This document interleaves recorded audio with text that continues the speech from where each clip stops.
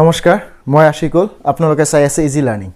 আজি আলোচনা কৰিব লৈছো নাম্বাৰ সিস্টেম তথা সংখ্যা প্ৰণালী যিকোনো পৰীক্ষা দিবলৈ গলে আমাৰ সংখ্যা প্ৰণালীৰ জ্ঞান অতিকৈ জৰুৰী কাৰণ সংখ্যা প্ৰণালীৰ পৰা প্ৰশ্ন মাষ্ট গতিকে পলম নকৰি আৰম্ভ কৰিছো যে সংখ্যা প্ৰণালী কি যে আমি গণনাত যিবিলাক সংখ্যা প্ৰয়োগ কৰো নাইবা ব্যৱহাৰ কৰো যেনে স্বাভাৱিক সংখ্যা পূৰ্ণ সংখ্যা অখণ্ড সংখ্যা পৰিমেয় সংখ্যা যুগ্ম সংখ্যা যৌগিক সংখ্যা মৌলিক সংখ্যা যিমান যি সংখ্যা আছে এই সকলোবোৰ সংখ্যাৰ সমষ্টিকে কি বুলি কোৱা হয় সংখ্যা প্ৰণালী বুলি কোৱা হয়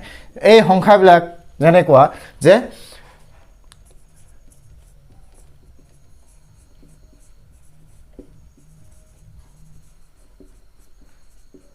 স্বাভাৱিক সংখ্যা পূৰ্ণ সংখ্যা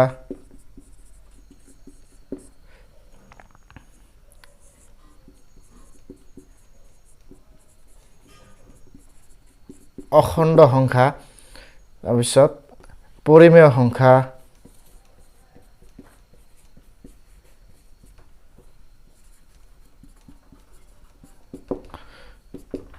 ইত্যাদি ইত্যাদি এই সকলোবিলাক সংখ্যাকে সামৰি কি বুলি কোৱা হয় সংখ্যা প্ৰণালী বা নাম্বাৰ সিস্টেম বুলি কোৱা হয় এইটো যদি আমি সংখ্যা ৰেখা বুলি ধৰি লওঁ 0 1 2 3 ইফালে আৰু আছে যাই থাকিব আৰু ইফালে -1 -2 -3 গৈ আছে এই সংখ্যা ৰেখাত আমি 0ক বাদ দি ইফালে ধনাত্মক দিশে 1ৰ পৰা আৰম্ভ কৰি যিমান সংখ্যা আছে যিবিলাক আমি গণনাত ব্যৱহাৰ কৰে এই সংখ্যাবিলাকক কি বুলি কোৱা হয় এই সংখ্যাবিলাকক স্বাভাৱিক সংখ্যা বুলি কোৱা হয় স্বাভাৱিক সংখ্যাক আমি ইংৰাজী n আখৰেৰে চিহ্নিত কৰোঁ অৰ্থাৎ ন্যাচাৰাল নাম্বাৰ গতিকে আমি কি লিখিব পাৰো যে 0ক বাদ দি অৰ্থাৎ ধনাত্মক দিশত 1 2 3 4 যিমান সংখ্যা আছে সকলোবোৰ হৈছে কি স্বাভাৱিক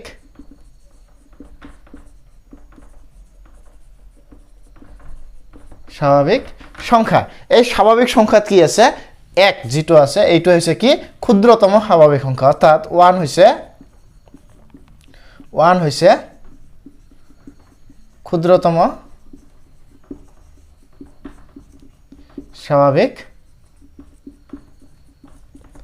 সংখ্যা এতিয়া নেক্সট আমাৰ কি আছে পূৰ্ণ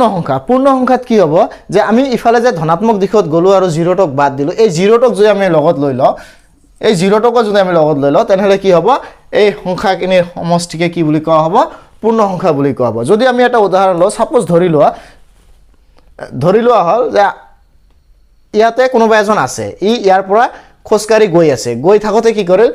এটা মোনা লৈছে মোনাত প্ৰথমে 1 উঠাই লৈছে 2 উঠাই লৈছে 3 উঠাই লৈছে এনেকৈ গৈ আছে হি গৈ আছে আৰু আকৌ উভতি আহাৰ সময়ত কি কৰিছে লগতে শূন্যটো উঠাই লৈছে তাৰ বেগত মোনাত অৰ্থাৎ বেগত নাইবা মোনাত ভৰাই লৈছে তেনেহলে কি হ'ব এই সংখ্যাখিনি সমষ্টিকে কি বুলি কোৱা হ'ব পূৰ্ণ সংখ্যা বুলি কোৱা হ'ব অৰ্থাৎ 0ৰ পৰা আৰম্ভ কৰি ধনাত্মক দিশত 1 2 3 যিমান আছে সকলোবিলাকক কি বুলি কোৱা হ'ব পূৰ্ণ সংখ্যা আৰু এই পূৰ্ণ সংখ্যাক আমি ইংৰাজী W আখৰেৰে চিহ্নিত কৰোঁ তাৰ অৰ্থ হৈছে হোল নাম্বাৰ যিয়ে নহওক আমাৰ এই পূৰ্ণ সংখ্যাত কি আছে এই 0 যেটো আছে এইটো হৈছে কি ক্ষুদ্ৰতম পূৰ্ণ সংখ্যা 0 হৈছে কি অৰ্থাৎ 0 হৈছে ক্ষুদ্ৰতম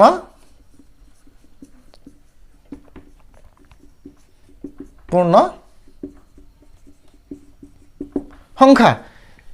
তাৰপিছত কি আছে অখণ্ড সংখ্যাত হ'ব কি যে আমি এইখিনিটো ললো পজিটিভ খিনি ললো 1 2 3 তাৰপিছত শূন্যটো ললো এতিয়া আমাৰ নেগেটিভ যিখিনি আছে অৰ্থাৎ ঋণাত্মক যিখিনি আছে এই সকলোবিলাক সংখ্যাক সামৰি আমি কি বুলি কম অখণ্ড সংখ্যা বুলি কম অৰ্থাৎ অখণ্ড সংখ্যাত কি থাকিব নেগেটিভ খিনি থাকিব অৰ্থাৎ -3 -2 -1 0 আহিব আৰু লগতে কি আহিব যিবিলাক স্বাভাৱিক সংখ্যা আছে 1 2 3 এই সকলোবিলাক সংখ্যা সমষ্টিকে কি বুলি কোৱা হ'ব অখণ্ড সংখ্যা বুলি কোৱা হ'ব আৰু অখণ্ড সংখ্যা ইংৰাজীত ইন্টিজাৰ্ছ নাম্বাৰ বুলি কোৱা হয় আৰু ইয়াক আমি ইংৰাজী Z আখৰেৰে চিহ্নিত কৰোঁ তাৰপিছত কি আছে পৰিমেয় সংখ্যা আমি সৰুৰ পৰাই পঢ়ি আহিছো কি যে যিবিলাক সংখ্যাক p/q আকাৰত প্ৰকাশ কৰিব পাৰে অৰ্থাৎ p/q আকাৰত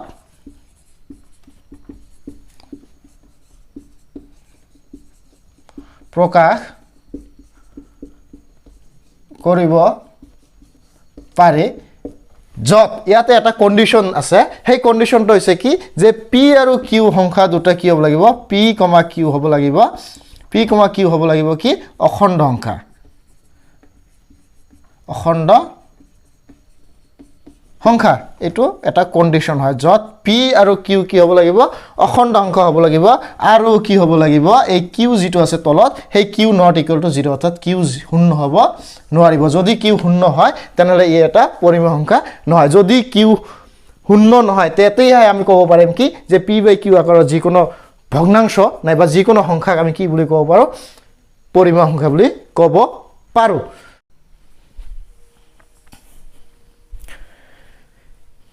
আমি পালোঁ কি যে যিবিলাক সংখ্যাক পি বাই কিউ আকাৰত প্ৰকাশ কৰিব পাৰে সেইবিলাক সংখ্যাক পৰিমেয় সংখ্যা বুলি কোৱা হয় আৰু লগতে ইয়াতে এটা কণ্ডিশ্যন আছে কি যে পি আৰু কিউ কি হ'ব লাগিব অখণ্ড সংখ্যা হ'ব লাগিব আৰু কিউ শূন্যৰ সমান হ'ব নোৱাৰিব নাইবা শূন্য হ'ব নোৱাৰিব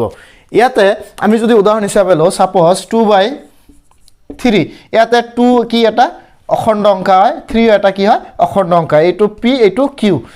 গতিকে আমাৰ কণ্ডিশ্যন ঠিকে আছে আৰু 3 কি নহয় শূন্যৰ সমান নহয় নাইবা 12/13 এইটো এটা পৰিমেয় সংখ্যা নাইবা 17/19 এইটো এটা পৰিমেয় সংখ্যা এনেকুৱা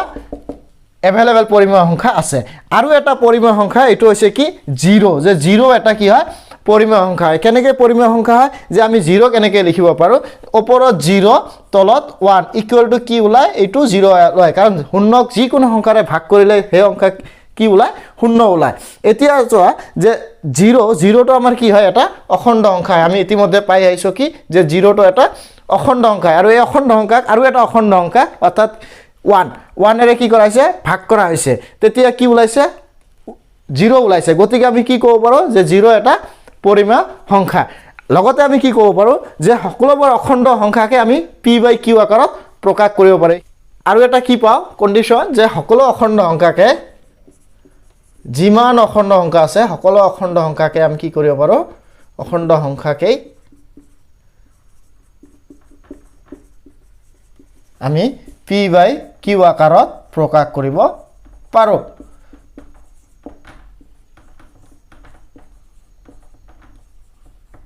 প্ৰকাশ কৰিব পাৰোঁ এইটো এটা লগতে আৰু এটা আমি কি কৰিব পাৰোঁ যে যিমান দশমিক থকা সংখ্যা আছে সেইবিলাক সংখ্যাকো আমি কি কৰিব পাৰোঁ পি বাই কিউ আকাৰত প্ৰকাশ কৰিব পাৰোঁ যেনে সাপোজ 0.3 আছে এইটোক আমি কি লিখিব পাৰোঁ ওপৰত 3 তলত 10 আৰু ললোঁ 93.93 আছে এই 0.93 ক আমি কেনেকৈ লিখিব পাৰোঁ যে ওপৰত 93 তলত 100 এনেকুৱা আমি সংখ্যাবোৰক কি কৰিব পাৰোঁ পি বাই কিউ আকাৰত প্ৰকাশ কৰিব পাৰোঁ গতিকে আমি কি লিখিব পাৰোঁ যে দশমিকত থকা সংখ্যাবোৰক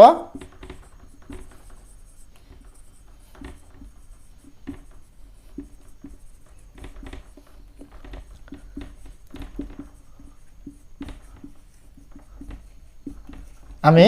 পি বাই কিউ আকাৰত প্ৰকাশ কৰিব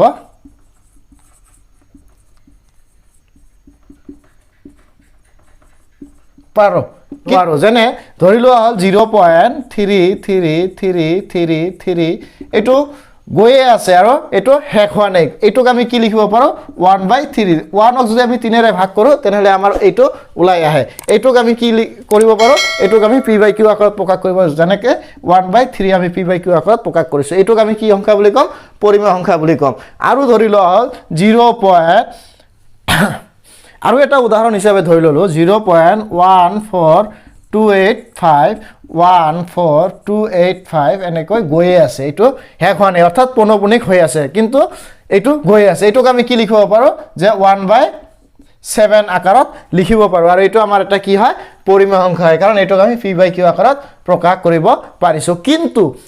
কিন্তু কি যে যদি আমাৰ এইবিলাক যদি পুনৰাবৃত্তি হৈ নাথাকে আৰু বেলেগ বেলেগ সংখ্যা আহি থাকে তেনেহ'লে এইটো আমি পৰিমেয় সংখ্যা বুলি ক'ব নোৱাৰোঁ যেনেকুৱা ধৰি লোৱা হ'ল 0.315285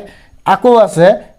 23419 এনেকুৱা গৈয়ে আছে এইবিলাক সংখ্যাক আমি কি কৰিব নোৱাৰোঁ পি বাই কিউ আকাৰত প্ৰকাশ কৰিব নোৱাৰোঁ গতিকে এইবিলাক পৰিমেয় সংখ্যা নহয় কাৰণ আমি যিবিলাক সংখ্যাক p বাই q আকাৰত প্ৰকাশ কৰিব নোৱাৰো সেইবিলাক সংখ্যাক অপৰিমেয় সংখ্যা বুলি কোৱা হয় এইটো এটা অপৰিমেয় সংখ্যাৰ উদাহৰণ লগতে ৰুট ওভাৰৰ ভিতৰত যি সংখ্যা আছে সেই সংখ্যাক আমি কি কৰিব নোৱাৰো p বাই q আকাৰত প্ৰকাশ কৰিব নোৱাৰো গতিকে এইটো এটা অপৰিমেয় সংখ্যা ৰুট ওভাৰ 5 এটা অপৰিমেয় সংখ্যা কিন্তু ৰুট ওভাৰ 4 ৰুট ওভাৰ 9 এইটো এটা পৰিমেয় সংখ্যা কাৰণ ৰুট ওভাৰ 4 ক আমি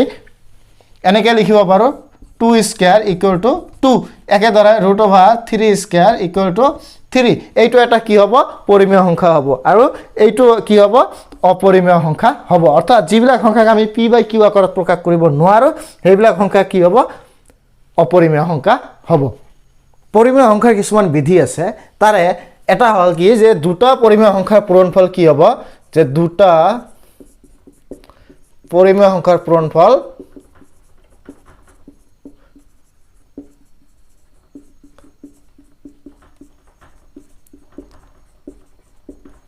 পূৰণফল সদায় পৰিমেয় হয়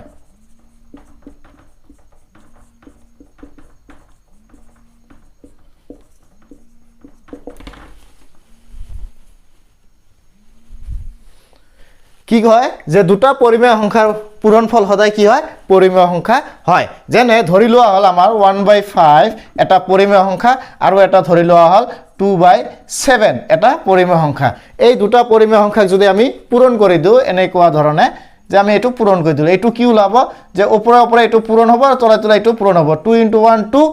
5 * 7 কিমান হয় 35 এইটো আমি p বাই q আকাৰত প্ৰকাশ কৰিব পাৰো গতিকে এটো এটা কি হয় পৰিমেয় সংখ্যা অৰ্থাৎ প্ৰথম বিধি এক নম্বৰ বিধি এটো কি হয় সত্য হয় কি যে দুটা পৰিমেয় সংখ্যাক যদি আমি পূৰণ কৰো পূৰণফল সদায় কি ওলাব পৰিমেয় সংখ্যা ওলাব আৰু এটা বিধি আছে হেতু হৈছে কি যে দুটা পৰিমেয় সংখ্যাৰ যোগফল সদায় পৰিমেয় হয় উদাহৰণ হিচাপে যদি আমি এই উদাহৰণটো আমি ধৰিলো যে 1/5 এটা পৰিমেয় সংখ্যা আৰু এটা হৈছে 2/7 এটা পৰিমেয় সংখ্যা এই সংখ্যা দুটাক যদি আমি যোগ কৰো এনেকৈ যোগ কৰি দিও তেনহলে কি হ'ব এটা পৰিমেয় সংখ্যা ওলাবই কেনেকৈ যে 5 আৰু 7 আমি লসাগু লম যোগ কৰিব গলে 5 7 গুণ 35 লসাগু 35 5 35 ত কিমান বাজ যায় 7 বাৰ 7 * 1 7 + 7 35 ত কিমান বাজ যায় 5 বাৰ 5 2 গুণ 10 ইকুৱেল টু ওপৰত হ'ব কিমান 17 তলত হ'ব 35 এইটো এটা কি হয় পৰিমেয় সংখ্যা p বাই q আকাৰত আমি প্ৰকাশ কৰিব পাৰো গতিকে দুটা পৰিমেয় সংখ্যাৰ যোগফল কি ওলাব সদায় পৰিমেয় সংখ্যা ওলাব মুছিলো আৰু আছে কি যে বাস্তৱ সংখ্যা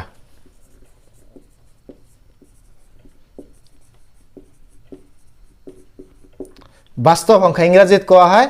ৰিয়েল নাম্বাৰস বাস্তৱ সংখ্যা কি যে আমি যিমান সংখ্যা পৰিমেয় সংখ্যা পালো অপৰিমেয় সংখ্যা পালো এই সকলোবিলাক সংখ্যাৰ সমষ্টিকে কি বুলি কোৱা হ'ব বাস্তৱ সংখ্যা বুলি কোৱা হ'ব কি কোৱা হ'ব যে পৰিমেয় প্লাস অপৰিমেয় এই সকলোবিলাক সংখ্যাৰ সমষ্টিকে কি বুলি কোৱা হ'ব ইকুৱেল টু কি হ'ব বাস্তৱ সংখ্যা হ'ব এই বাস্তৱ সংখ্যাত কি কি আহিব পৰিমেয় সংখ্যা আহিব অপৰিমেয় সংখ্যা আহিব পৰিমেয় সংখ্যাত কি কি আহে পৰিমেয় সংখ্যাত অখণ্ড সংখ্যা আহে অপৰিমেয় সংখ্যাত অপৰিমেয় কি আহিব যিবিলাক সংখ্যাক আমি p বাই q আকাৰত প্ৰকাশ কৰিব নোৱাৰো সেইবিলাকক অপৰিমেয় সংখ্যা বুলি কয় সেইবিলাক আহিব আৰু যি অখণ্ড সংখ্যা আহিব ইন্টিজাৰ্স নাম্বাৰ আহিব এই ইন্টিজাৰ্স নাম্বাৰত কি কি আহিব স্বাভাৱিক সংখ্যা আহিব পূৰ্ণ সংখ্যা আহিব এই সকলোবিলাক সংখ্যা সামৰি কি বুলি কোৱা হয় বাস্তৱ সংখ্যা বুলি কোৱা হয় নাইবা ৰিয়েল নাম্বাৰ বুলি কোৱা হয় আৰু কি আছে আৰু আছে কি যুগ্ম সংখ্যা যুগ্ম সংখ্যা কোনবিলাক সংখ্যা কোৱা হ'ব যিবিলাক সংখ্যাক আমি কি কৰিব পাৰো 2 ৰে বিভাজ্য কৰিব পাৰো সেইবিলাক সংখ্যাক কি কোৱা হ'ব যুগ্ম সংখ্যা বুলি কোৱা হ'ব অৰ্থাৎ 2 ৰে বিভাজ্য সংখ্যাবিলাকক কি বুলি কোৱা হ'ব যুগ্ম সংখ্যা বুলি কোৱা হ'ব যেনে 2 4 6 8 এইবিলাক কি হয় এইবিলাক একটা যুগ্ম সংখ্যা হয় আৰু আছে কি অযুগ্ম সংখ্যা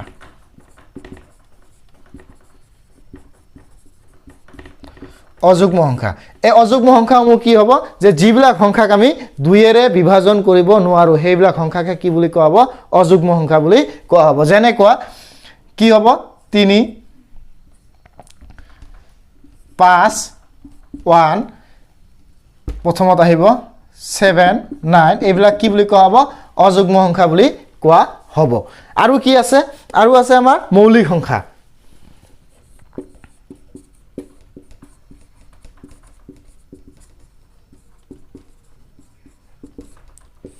মৌলিক সংখ্যা ইংৰাজীত কি কোৱা হয় ইংৰাজীত কোৱা হয় প্ৰাইম নাম্বাৰস মৌলিক সংখ্যা হল সেইবিলাক সংখ্যা যিবিলাক সংখ্যা অকল সেই সংখ্যাটো আৰু একৰ বাহিৰে বেলেগ আৰু কোনো উৎপাদক নাথাকে সেইবিলাক সংখ্যাকে কি বুলি কোৱা হ'ব মৌলিক সংখ্যা বুলি কোৱা হ'ব কাৰণ ইহঁতৰ কি থাকে দুটাই উৎপাদক থাকে এটা হৈছে সংখ্যাটো নিজে আৰু এটা হৈছে এক উৎপাদক কি হবে এটা হ'ব এক আৰু হ'ব সংখ্যাটো নিজে তেনে সংখ্যা কি বুলি কোৱা হ'ব মৌলিক সংখ্যা বুলি কোৱা হ'ব যেনে 2 5 7 9 নহয় কাৰণ 9 এৰ উৎপাদক 3 আছে 1 আছে আৰু 9 নিজে হয় তাৰ পিছত 11 13 14 নহয় 15 নহয় 16 নহয় 17 আহিব আকৌ 19 আহিব এনেকুৱা ধৰণৰ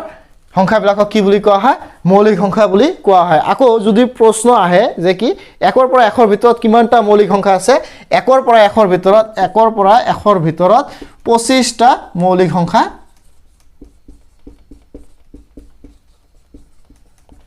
25টা মৌলিক সংখ্যা আছে আৰু এক জি আছে এই এক সংখ্যাটো কি নহয় এক সংখ্যাটো মৌলিক নহয় মৌলিক সংখ্যা নহয় কাৰণ ইয়াৰ উৎপাদক এক নিজে বেলেগ আৰু নাই মৌলিক সংখ্যা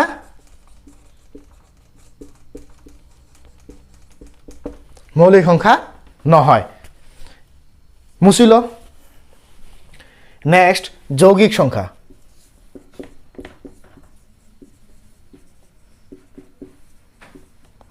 ইংৰাজীত কোৱা হয় কম্পোজিট নাম্বাৰ কম্পোজিট যৌগিক সংখ্যা হৈছে সেইবিলাক সংখ্যা যিবিলাক সংখ্যা একৰ বাহিৰে মৌলিক সংখ্যা নহয় অৰ্থাৎ এক নহব আৰু সেই সমূহ সংখ্যা নহব যিবিলাক সংখ্যা হয় মৌলিক সংখ্যা অৰ্থাৎ মৌলিক সংখ্যা আমাৰ এক নহব আৰু মৌলিক সংখ্যাসমূহ নহব বাকি যিমান সংখ্যা আছে সেই সকলোবিলাক সংখ্যা কি হ'ব যৌগিক সংখ্যা হ'ব অৰ্থাৎ 2 হ'ব 4 হ'ব 6 হ'ব 8 হ'ব 9 হ'ব 12 হ'ব এনেকুৱা ধৰণৰ সংখ্যাবিলাক কি হ'ব যৌগিক সংখ্যা হ'ব ইয়াতে আৰু এটা কি আছে ইম্পৰ্টেন্ট পইণ্ট আছে সেই পইণ্ট হৈছে কি যে 1 কি নহয় মৌলিক নহয় 1 সংখ্যাটো কি নহয় মৌলিক সংখ্যা নহয় আকৌ এই 1 সংখ্যাটো কি নহয় যৌগিক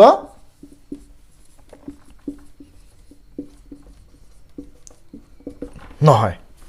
কাৰণ 1 ৰ কি আছে 1 ৰ এটাই মাত্ৰ উৎপাদক আছে আৰু হেতু অকল 1 নিজে